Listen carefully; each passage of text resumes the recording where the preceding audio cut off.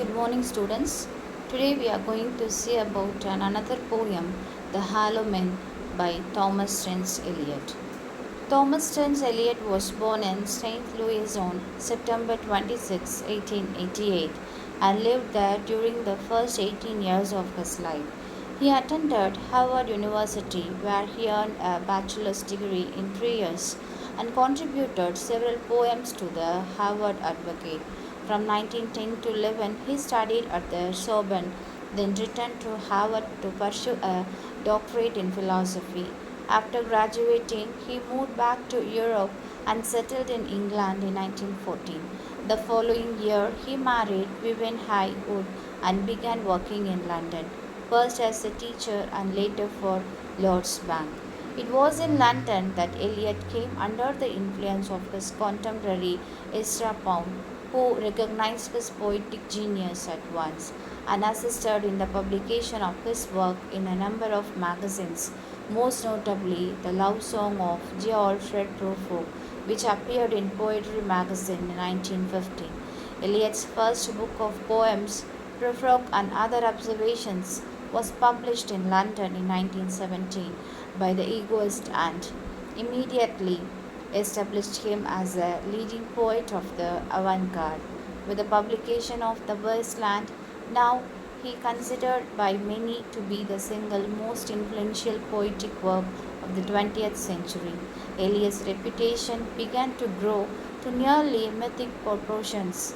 By 1930, and for the next 30 years, he was the most dominant figure in poetry and literary criticism in the English speaking world.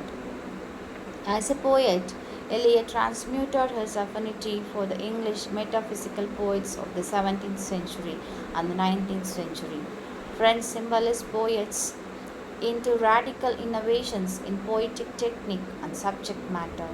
His poems, in many respects, articulated the disillusionment of a younger post-World War I generation with the values and conventions, both literary and social, of the Victorian era. As a critic, he had an enormous impact on contemporary literary taste, propounding views that, after his conversion to Orthodox Christianity in the late 1930s, were increasingly based in social and religious conservatism. Eliot faced challenges in childhood because he suffered from an internal physical disability, which meant he could not participate in some of the more active social events. Instead, he turned to literature, including adventure stories like those by Mark Twain. He studied briefly at the Sorbonne in Paris before settling in England, where he married his first wife, Vivian Haywood. Both suffered from addiction and mental illness, and the marriage eventually disintegrated. He later married his much younger secretary, Esme Wallich Fletcher. He also maintained a complex, lifelong romantic friendship with a woman named Emily Hale. In 2020, records of their correspondence were released to the public. Eliot began publishing his first poems in 1905. He released his first full-length collection, Prufrock and Other Observations, in 1917. However, the majority of his work was published individually. Over his long career, he had a relatively small body of work. His poetic style draws heavily from the work of Dante Alighieri, the Romantic poets, and his contemporary Ezra Pound. He also became known for his plays, including The Cocktail Party, which won the 1950 Tony Award for Best Play. 1948, he was awarded the Nobel Prize in Literature. In addition to his personal writing, Eliot spent much of his career in publishing. He worked for Faber and Faber, where he helped launch the careers of numerous poets, including W. H. Auden and Ted Hughes. He died of lung illness in his home in London in 1965. In 1983, he was honored with the posthumous Tony Award for Cats. The Hollow Man is about alienation, despair, and fertility. At the beginning of the poem, Eliot includes two different epigraphs. The first epigraph, from Joseph Conrad's Heart of Darkness, establishes the subject of death, yearly and with the line Mr. Purse Kitty.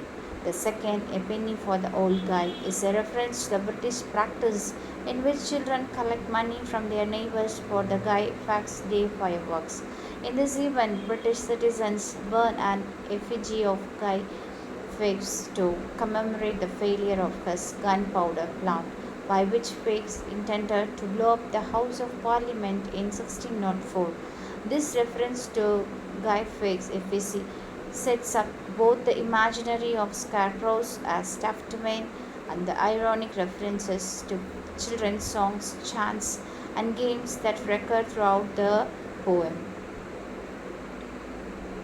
Part 1 introduces powerful imagery of hollow men themselves.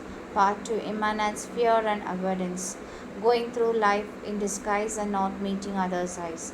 Part 3 comments on the emptiness of religion. It is nothing but prayers to brook stone.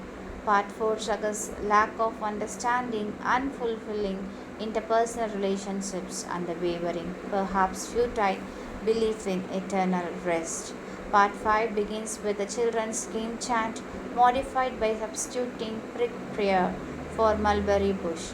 Although the following lines are esoteric and abstract, they are punctuated with a clear refrain and a choral response with fragments of the Lord's Prayer. This effect creates the feeling of hope, purpose, and life, all disintegrating the poem moves towards its haunting conclusion. So this section ends with another chant about how the world is set up for the imaginary and how the speaker predicts the world will end with a whimper, a fitting last gasp for a generation hollow men.